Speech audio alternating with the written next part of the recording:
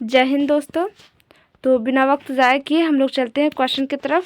Jack द्वारा model paper जारी किया गया है, उसका क्वेश्चन है ना। तो देख लेते हैं फटाफट हम लोग। जो 2024 में आने वाला, घंटे कितने रहेंगे, वक्त कितना मिलेगा, कितना क्वेश्चन रहेगा, सबको पता है। इन सब में वक्त ज़ाया किए बगैर हम लोग चलते फटाफट। तो क्वेश्चन नंबर 1 में क्या बोला जा रहा है, मेसोपोटामिया नाम किस भाषा के शब्द से बना है। तो इसका एकदम क्या बताएं हम। ऑप्शन ए में है यूनानी, बी में है लैटिन, सी में है रोमन और डी में है इनमें से कोई नहीं। कितना अजीब सा है ना। खैर, इसका सही आंसर क्या होगा, तो इसका सही आंसर है ए यूनानी। ठीक है, ए यूनानी। अगला क्वेश्चन की तरफ चलते हैं हम लोग फटाफट। तो अगला क्वेश्चन क्या बोला जा रहा है, क्वेश्चन नंबर 2 में। क्वेश्चन नंबर 2 में बोला जा रहा है सिकंदर ने बेबीलोन को कब जीता। तो इसका आंसर ए, ऑप्शन ए में है 331 ईस्वी और बी में है 331 ईसा पूर्व, सी में है 531 ईस्वी और डी में है 712 ईसा पूर्व। हमने इस टाइप से आप सबके पास क्वेश्चन लाए थे ना कि एक ही डेट डालते थे, बट एक में ईस्वी होता था और एक में ईसा पूर्व होता था। तो आप सब देख ही रहे हो यहाँ पे कितना कंफ्यूज दिया हुआ है। तो इसका सही आंसर क्या हो जाएगा हमारा, इसका सही आंसर तो 331 ईसा पूर्व। ठीक है, अगले क्वेश्चन, इसका सही आंसर क्या होगा, 331 ईसा पूर्व। अगला क्वेश्चन की तरफ चलते हैं। तो अगला क्वेश्चन हमारा क्या है, क्वेश्चन नंबर 3, दिनारियस क्या था। ये पूछने वाली बात है, दिनारियस क्या था। स्वर्ण का सिक्का, चांदी का सिक्का, सी ऑप्शन में तांबा का सिक्का, डी में है इनमें से कोई नहीं। तो इसका सही आंसर क्या होगा, इसका सही आंसर होगा बी, चांदी का सिक्का। हम थोड़े तेजी के साथ चल रहे हैं क्योंकि वक्त बहुत कम है आप सबके लिए भी। क्वेश्चन नंबर 4 में चलते, इतिहास के पिता किसे कहा गया, यानी इतिहास का बाप कौन है। ए, अगस्टस कैसे हो सकता है, बी, कॉन्स्टेंटाइन, सी, हेरोडोटस और डी, कोलोसियम। तो इसका सही आंसर क्या हो जाएगा हमारा, इसका सही आंसर क्या हो जाएगा, तो इसका सही आंसर होगा सी, हेरोडोटस। एच से हिस्ट्री और एच से हेरोडोटस। आप सबने अगर वर्ल्ड हिस्ट्री किया होगा तो उसमें हमने एकदम स्पष्ट रूप से बता दिए हैं, है ना। तो खैर कोई बात नहीं, आते हैं हम लोग फटाक से क्वेश्चन नंबर 5 में। क्वेश्चन नंबर 5 मेरा क्या बोल रहा है, रोमन साम्राज्य का प्रथम सम्राट कौन था। ए, अगस्टस, बी, कॉन्स्टेंटाइन, सी, सीनेट और डी, कोलिसियम। लो, अब ये भी पूछने वाली बात है कि रोमन साम्राज्य का प्रथम सम्राट कौन था। कितना इजी, इतना इजी एग्जाम में आ जाए तो आदमी तोड़ के आ जाए एग्जाम को, मत पूछो। तो इसका सही आंसर क्या होगा हमारा, इसका सही आंसर होगा ए, अगस्टस। ठीक है, क्वेश्चन नंबर 5 का सही आंसर ए, अगस्टस। आते हैं क्वेश्चन नंबर 6 में। क्वेश्चन नंबर 6 क्या बोला जा रहा है, पहाड़ी की चोटी पर बसे गांव को क्या कहते हैं। लो, हम बोले थे ना आप सबको कि हर चैप्टर से 40-50 क्वेश्चन दिया गया है, उसे रिवाइज करते रहना। खकोर खकोर के हम लोग पढ़े हैं ना। देखो यहाँ पे पूछ दिया, पहाड़ी की चोटी पर बसे गांव को क्या कहते हैं। ए, मेपालिया, सी, कैस्टेला, ओ सॉरी, ए मेपालिया, बी कैस्टेला, सी एम्फोरा, डी इनमें से कोई नहीं। मेपालिया को छोड़ दो, मैपालिया, मैपालिया क्या बोलते हैं, एक गाना निकला हुआ ना, मैपालिया अब नहीं खोना, पता नहीं, खैर कोई बात नहीं। और सी, एम्फोरा, इसके मतलब भी जानते हैं हम लोग, और बी, कैस्टेला। तो इसका सही आंसर 6 का सही आंसर ऑप्शन नंबर बी, कैस्टेला। और हमें बड़ी खुशी हो रही है क्योंकि हमने आप सबको इसका क्वेश्चन पहले ही दे चुकी थी। हर चैप्टर से 40, 50, 30, 35 क्वेश्चन दिए थे ना, उसको बोले थे रिवाइज करते रहना, अब नहीं किए तो हमारी क्या कसूर। तो चलते हैं अगला क्वेश्चन की तरफ। तो अगला क्वेश्चन हमारा क्या बोल रहा है, क्वेश्चन नंबर 7 हमारा क्या बोल रहा है, इक्वाइटस। इक्वाइटस क्या बोला जा रहा है, इक्वाइटस से क्या तात्पर्य है। इक्वाइटस से क्या तात्पर्य है। ए, दास, बी ऑप्शन में अभिजात वर्ग, सी में मध्य वर्ग, डी में है अश्वरोही। तो इसका सही आंसर क्या है, अगर आप सबको पता हो तो हमें बता दीजिए। तो इसका सही आंसर हमारा हो जाएगा क्वेश्चन नंबर 7 का सही आंसर डी, अश्वरोही। अब अश्वरोही शब्द का मतलब क्या होता है, इक्वाइटस का मतलब क्या होता है, अब इतना समझाने और समझने का ना वक्त नहीं रहा। ठीक है, मात्र 2 दिन बचा हुआ है। आगे आते हैं क्वेश्चन नंबर 8, रोमन साम्राज्य में गणतंत्र का कब से, ओ साला, तो क्वेश्चन भी कितना भयानक लिखा हुआ है ना। रोमन साम्राज्य में गणतंत्र का काल कब से कब तक चला था। ठीक है, तो ए, ऑप्शन नंबर ए में है 509 ईसा पूर्व से लेकर के 27 ईसा पूर्व। ऑप्शन नंबर बी में है 509 ईसा पूर्व से लेकर के 509 ईस्वी तक। सी में है 27 ईसा पूर्व से लेकर के 509 ईस्वी तक। और डी में है 509 ईस्वी से लेकर के 27 ईसा पूर्व तक। बार बार एक ही चीज़ दिया जा रहा है, दिमाग से आउट होता होगा तो चिंता ना करें, चुपचाप से खाली ये सब का मतलब क्या होता है ये मैं आराम से इजी तरीका से बता सकती थी, बट वक्त ज़्यादा है नहीं। ठीक है, तो आ जाते हैं हम लोग क्वेश्चन नंबर 8 का। सही आंसर ए होगा। ठीक है, सही आंसर क्या होगा? ए। 509 ईसा पूर्व से लेकर के 27 ईसा पूर्व तक। ये ईसा पूर्व होता क्या है ये आप एग्जाम लिख करके आ जाइए, और ईस्वी क्या होता है फिर हम बता देंगे। ठीक है, वर्ल्ड हिस्ट्री के क्लास में। ठीक, अभी बस याद कर लो। तो क्वेश्चन नंबर 9 में क्या है?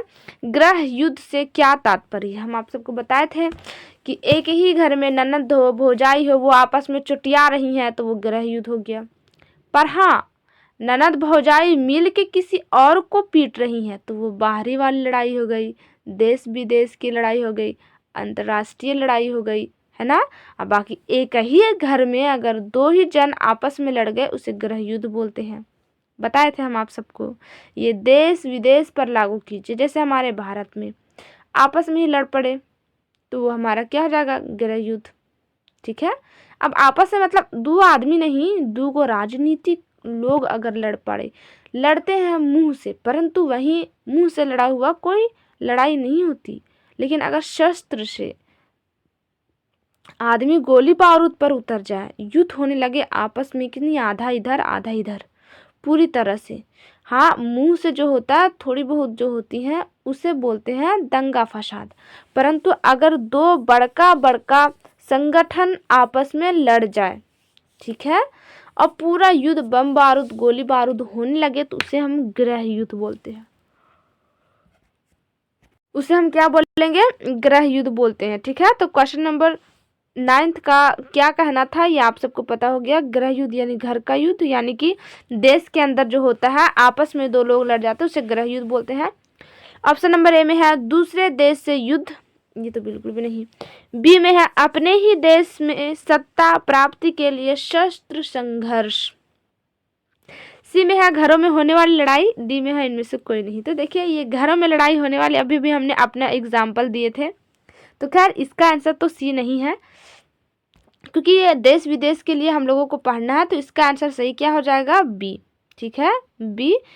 अपने ही देश में सत्ता प्राप्ति के लिए शस्त्र संघर्ष करना, यानी कि शस्त्र उठा करके लड़ाई करना। चलिए अगले क्वेश्चन की तरफ आ जाते हैं। क्वेश्चन नंबर 10 क्या बोला जा रहा है? बर्बर। बर्बर शब्द किस भाषा से उत्पन्न हुआ है? ए लैटिन भाषा, बी रोमन भाषा, सी यूनानी और डी देवनागरी। किसी को पता है इसका आंसर तो फटाक से बता दीजिए। इसका सही आंसर होगा सी। सी, इसका सही आंसर क्या होगा? सी, यूनानी। ठीक है, यूनानी भाषा से उत्पन्न हुआ है बर्बर शब्द। चलिए बर्बर किसे बोला जाता है ये भी हम क्लास में आप सबको बता ही दिए हैं, आप सबको पता ही होगा। चलिए तो क्वेश्चन नंबर 11, जर्मनी शब्द फ्यूट का अर्थ क्या है? जर्मनी शब्द फ्यूट का अर्थ क्या है? ए पत्थर, एक पत्थर का टुकड़ा। बी ऑप्शन में है एक भूमि का टुकड़ा। सी ऑप्शन में है एक लोहे का टुकड़ा। डी में है इनमें से कोई नहीं। इसका सही आंसर क्या होगा क्वेश्चन नंबर 11 का? तो इसका सही आंसर होगा एक भूमि का टुकड़ा। इसे ही फ्यूड बोला जाता था। हम ये सब शब्द आप सबसे करवाते थे ना, कहते थे इसे याद रखो, लेकिन पता नहीं आप सबने क्या किया। क्वेश्चन नंबर 12, क्वेश्चन नंबर 12 क्या बोल रहा है? तो यायावर मूलतः थे, यानी कि यायावर क्या थे? क्वेश्चन ही इस टाइप से पूछा जा रहा है कि आपका दिमाग फिर जाएगा भाई क्या बोला जा रहा है, बट कोई बात नहीं, ऑप्शन को देख करके हम लोग पता लगा सकते हैं, है ना। देखिए किसी इंसान के बारे में अगर आपको जानना हो तो उसके भाषा, उसके चलने का तरीका, रहने का तरीका से पता चल जाएगा कि वो कितने सभ्य है ना। शब्दों का उच्चारण उसका किस टाइप से हो रहा है, किस टाइप से बोल रहे हैं वो, उसके चाल चलन, रख रखाव, 24 घंटा किसी इंसान के साथ रेगुलरली आप एकदम परमानेंट रहें, आपको उसके इंसान के बारे में पता चल ही जाएगा, थोड़ा बहुत पता चल ही जाएगा। ठीक उसी तरह या जो क्वेश्चन है ना उसका पता कैसे चलता है? तो उसकी संगति से। अगर किसी भी दोस्त को आप किसी भी लड़के या लड़की को जज या फिर पता करना हो तो उसकी संगति से उसे आराम से पकड़ सकते हो, क्योंकि संगति का बड़ा असर होता है, बहुत बड़ा असर होता है। हम लोग एक्चुअली पेरेंट्स भी जो रहते हैं ना वो समझ नहीं पाते हैं। संगति, ये शब्द ही अपने आप में आंसर निकाल रहा है, बता रहा है। संगति यानी संगति। संगति का अर्थ किसी भी बच्चे का संगति होता है अपने संगति के साथ। इसीलिए जब हम लोग बड़े होते ना 14 साल के, 13 साल के, 15 साल के, 16, 17, 18 साल के, तो उस वक्त हमारा संगति क्या है ये पेरेंट्स बहुत ध्यान रखते हैं, पर हर पेरेंट्स नहीं। क्यों? क्योंकि संगति होता है, इसलिए हमें गलत लोगों से दूर रखा जाता है। और हम लोग कहते हैं हमारा दोस्तावा से हमारी मम्मी दूर रखती है। 17, 16, 15 साल में हम अपने पेरेंट्स को सबसे बड़ा दुश्मन मानते हैं, है ना? लेकिन ऐसी बात नहीं है, पेरेंट्स बिल्कुल सही कहते हैं। और ये आप सबको थोड़े और पढ़ लीजिए, उसके बाद समझ में आ जाएगा, ठीक है। तो क्वेश्चन नंबर 12 का सही आंसर क्या है? यायावर मूलतः थे, घुमक्कड़ थे, आवारा थे, जनजाति थे, परजाति थे। ओ माय गॉड, आवारा तो बहुत थे, जनजाति तो कोई भी इंसान रहता है ना, परजाति मतलब का इन द सेंस क्या बोला जा रहा है, प्रजाति। तो इसका सही आंसर क्या हो जाएगा? ए, घुमक्कड़। ये घुमक्कड़ बहुत थे भाई, बहुत घुमक्कड़ थे, है ना, आवारा की तरह। जैसे आज के डेट में होता है, बाइक से आते हैं बॉयज, अचानक लड़कियों को छेड़ने की कोशिश करते हैं। मेरी यह वीडियो या फिर मेरी यह आवाज़ जहाँ तक भी पहुँच रहा है, मैं उन बॉयज से यह रिक्वेस्ट करती हूँ, उससे यह कहती हूँ कि भाई ऐसा नहीं करना चाहिए। आपकी घर में भी बहन है, आपके पास भी इज्जत है, ठीक उसी तरह सामने वाले के भी पास इज्जत रहता है। और आज की डेट में ना लड़के लोग ना जो बोला जाता है ना लड़कियों के द्वारा कि नहीं नहीं अभी नहीं, या फिर कोई भी चीज़ ना, नो, जो भी हो, दोस्ती के लिए या फिर किसी भी चीज़ के लिए, तो आप उसे एक्सेप्ट करना सीख लो आराम से। अरे जब कोई ना कह रही ना तो उसे बोल दो, तू नहीं तो कोई और सही, कोई और नहीं तो कोई और सही, बहुत लंबी है ये जमी, मिलेंगे लाख हंसी, इस जहां में सनम तू अकेली तो नहीं। अरे उसको ये वर्ड बोल दो और कह दो, ठीक है तेरे साथ सेटिंग नहीं हुई, कोई बात नहीं, अगर आपके नज़र में मेरे लायक कोई है तो सेटिंग करवा देना बस। लेकिन ना हमारा पास भी बहुत सारा लड़का है, लुफड़ लड़का, तुम्हारे पीछे लगा देंगे, घर से निकलेगी एसिड डलवा देंगे, खिड़की से डाल देंगे, जला देंगे, ये कर देंगे, मेरी नहीं तो किसी को नहीं। आज हम लोग कहाँ जा रहे हैं? अगर कोई आपकी बहन के साथ ऐसा करे तो यार, हम लोग ना स्टूडेंट हैं, पढ़ाई कर रहे हैं, माता पिता का खर्चा, उनका पैसा हम लोगों के द्वारा खर्च किया जा रहा है, अपनी कमाई से कोई खर्च कर रहा है?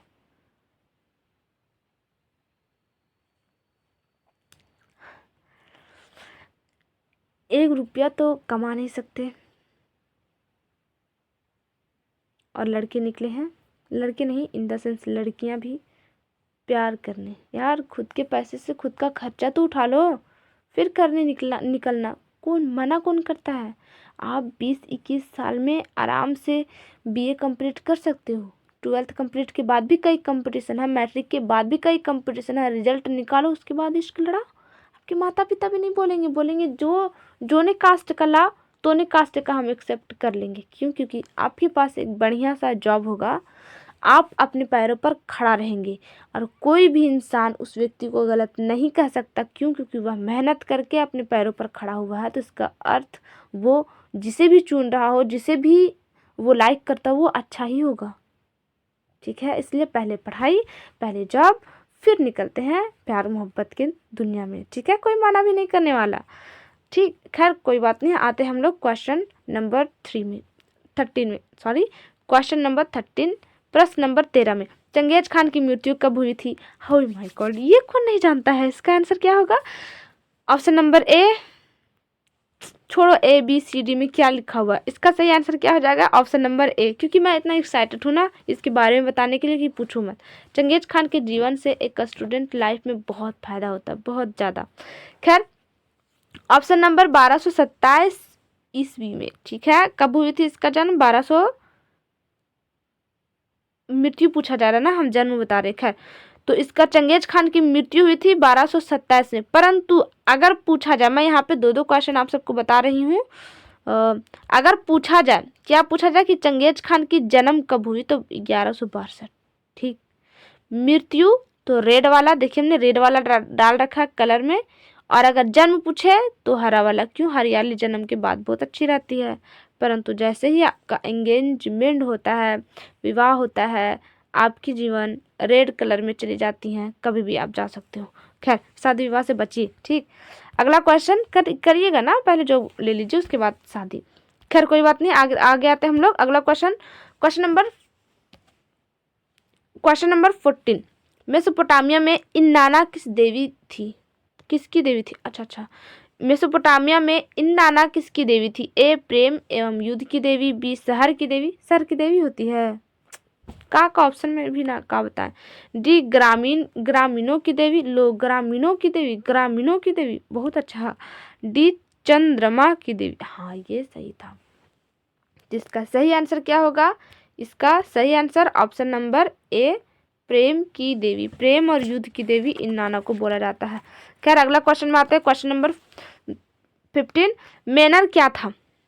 मैनर क्या होता है? क्वेश्चन नंबर 15 में मैनर क्या होता है? लॉर्ड का घर, फ्रांस का सड़क, सी में रोमन साम्राज्य का राजा, डी सामंतों का सेना। तो इसका सही आंसर 15 का सही आंसर क्या होगा? ए, लॉर्ड का घर। लॉर्ड के घर को मैनर बोला जाता है। हम आप सबको ये सब बता दिए, बाहर बड्डी रट रट के बताए हैं।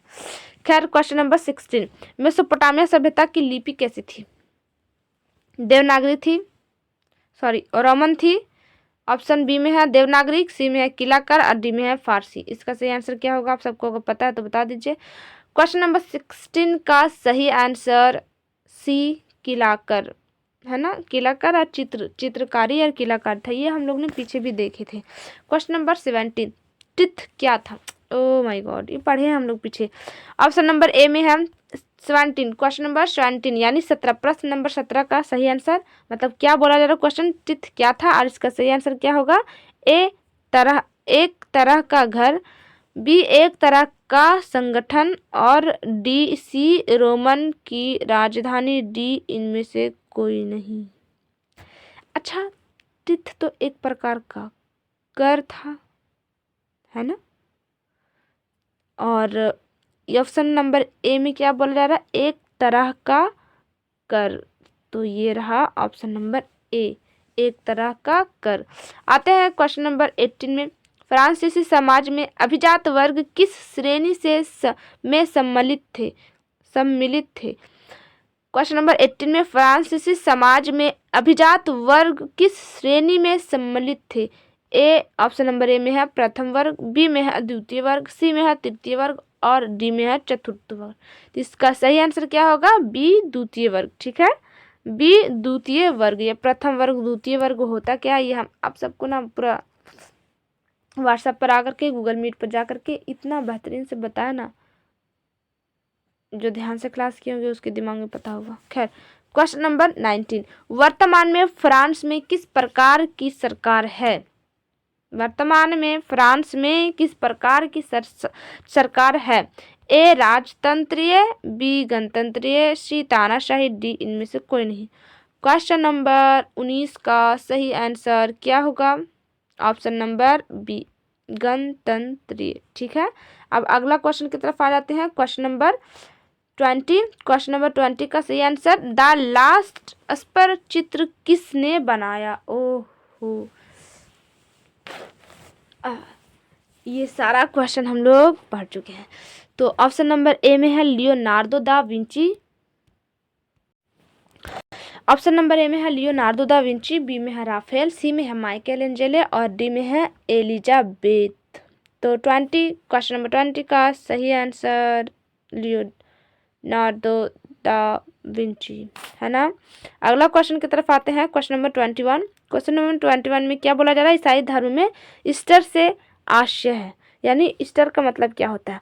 तो ऑप्शन नंबर ए में ईसा मसीह के पुनर्जीवित होने का प्रतीक, ऑप्शन नंबर बी में पादरी वर्ग, सी में है धार्मिक गुरु, डी में है पोप का निवासी स्थान। तो 21 का सही आंसर ए हो जाएगा, ईस्टर से आशय ईसा मसीह के पुनर्जीवित होने का प्रतीक। ठीक है, अगला क्वेश्चन में आ जाते हैं। Question number 22। The civilization of the renaissance in Italy नामक पुस्तक की रचना किसने की थी? तो यह पता होगा आप सबको। ऑप्शन नंबर ए में है बर्कमैन, बी में है बर्कहार्ट, सी में है लियोनार्डो दा विंची और डी में है राफेल। इसका सही आंसर क्या हो जाएगा? 22 का सही आंसर क्या हो जाएगा? आप सबको पता हो तो बताइए।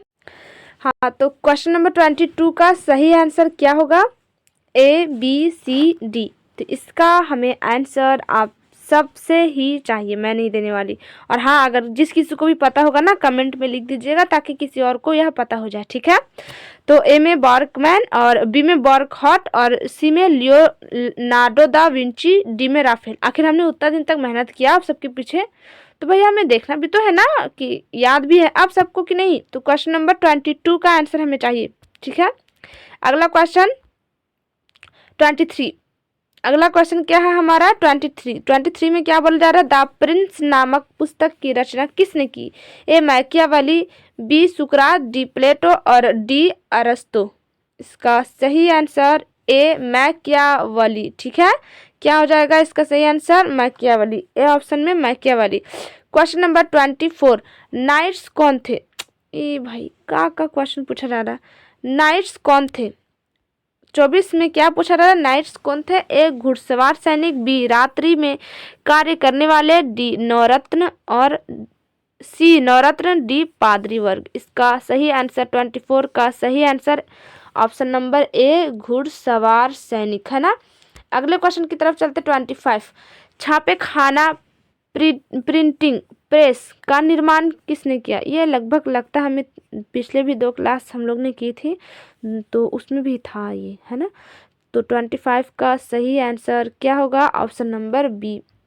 25 का सही आंसर क्या होगा? Option number B Gutenberg. अगले क्वेश्चन की तरफ चलते हैं। इसाबेला दा इस्ते कौन थी?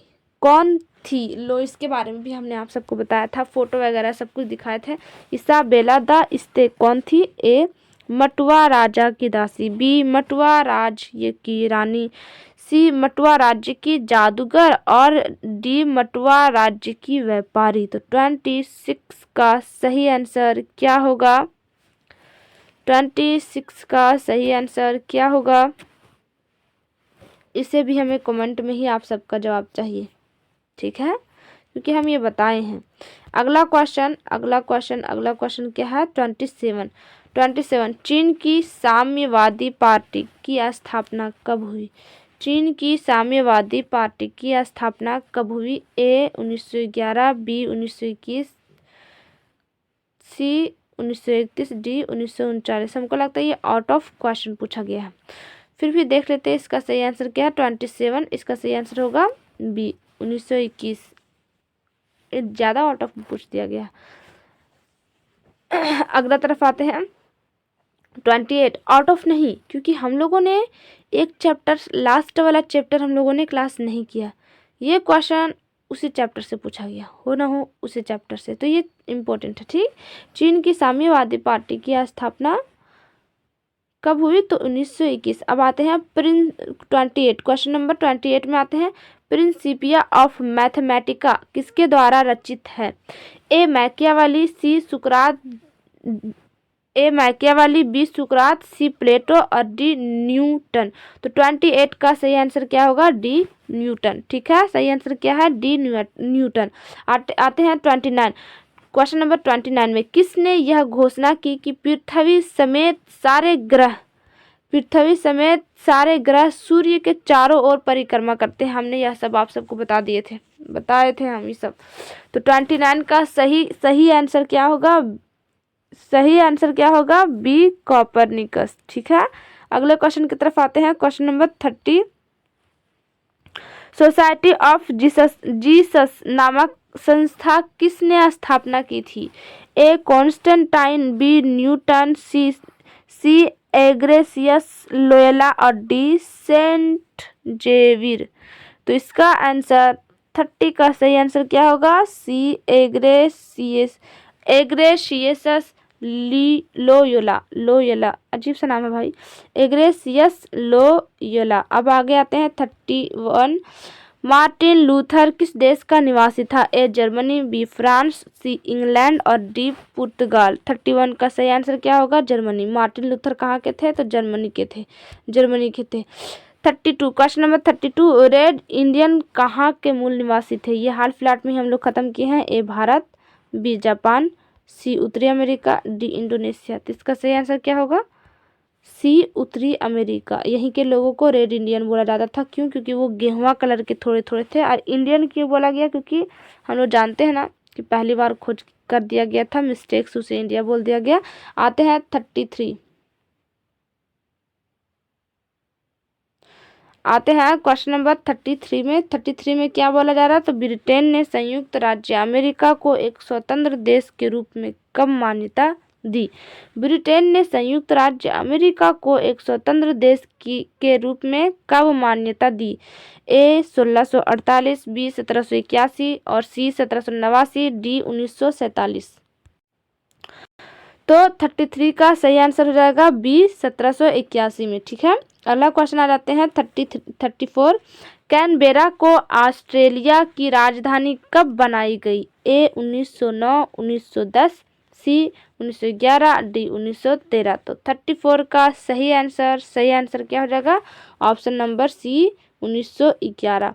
अब अगला क्वेश्चन की तरफ आते हैं 35। क्वेश्चन नंबर 35 जापान में मेइंजी पुनर्स्थापन कब हुई?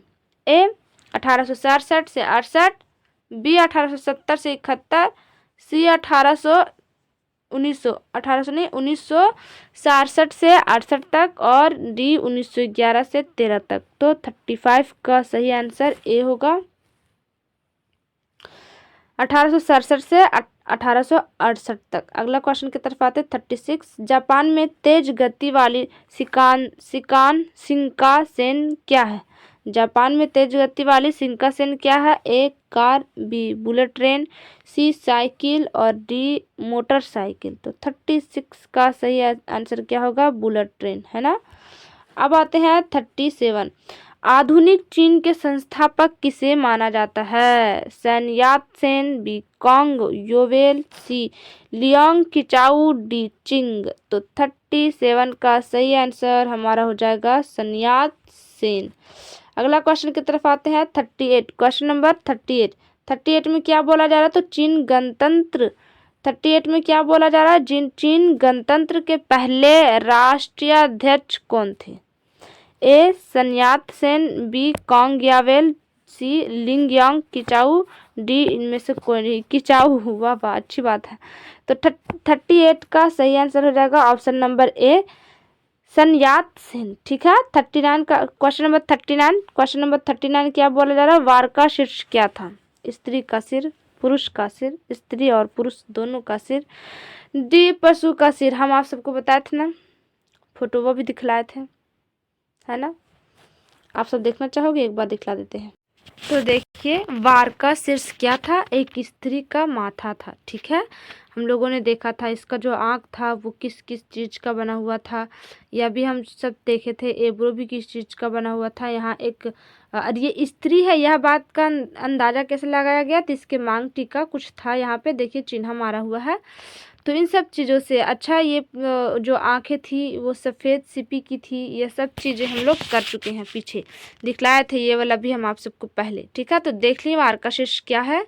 तो आप सबने देख लिया वार का शीर्ष क्या था? स्त्री का सिर। ऑप्शन नंबर ए क्या हो जाएगा? स्त्री का सिर। आते हैं अंतिम क्वेश्चन की तरफ।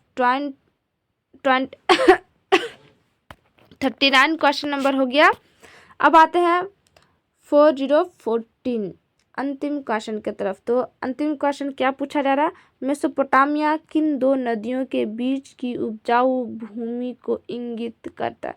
क्वेश्चन खूब घुमा घुमा के पूछेगा, लेकिन हमने जो आप सबको क्वेश्चन दिया है ना उसी से पूछेगा, देख लीजिएगा। अगले क्वेश्चन तो देख लिए हम लोग, क्या है? मेसोपोटामिया किन दो नदियों के बीच उपजाऊ भूमि को इंगित करता है, या फिर किन दो नदियों के बीच स्थित है, यह भी पूछ सकता है। तो ऑप्शन ए में है सिंधु एवं झेलम, ये तो भारत में है। दजला एवं फरात, सी रोमन एवं नील और डी गंगा एवं यमुना। तो इसका सही आंसर ऑप्शन नंबर बी दजला एवं फरात नदियों के मध्य। तो आज का क्वेश्चन हम लोगों ने पूरा कंप्लीट रूप से देख चुके हैं। आप सभी से देख लीजिएगा, एग्ज़ाम में बहुत ही यूज़फुल होगा। अंत में मैं आप सबसे एक बात कहना चाहूँगी, भागने से जीत नहीं मिलती मेरे दोस्त, ये हकीकत है। भागने से जीत नहीं मिलती मेरे दोस्त, हर परेशानियों से लड़ना पड़ेगा, हर परेशानियों से लड़ना पड़ेगा अगर जीतना है तो देखिए अभी हम लोगों के लिए परेशानी क्या है और हम इनसे भागेंगे कैसे, मतलब क्या है। तो देखिए परेशानी एग्ज़ाम कैसे क्लियर होगा, अब इनसे हम लोग फेस नहीं करेंगे, भागेंगे भैया कैसे क्या करेंगे, चोरी कर लेंगे, डकैती कर लेंगे, ये कोशिश करते हैं। लेकिन नहीं, आप परेशानियों के साथ जूझें, लड़ें। अरे जिस कामयाबी में अगर परेशानी ही ना हो, वो कामयाबी किस बात की।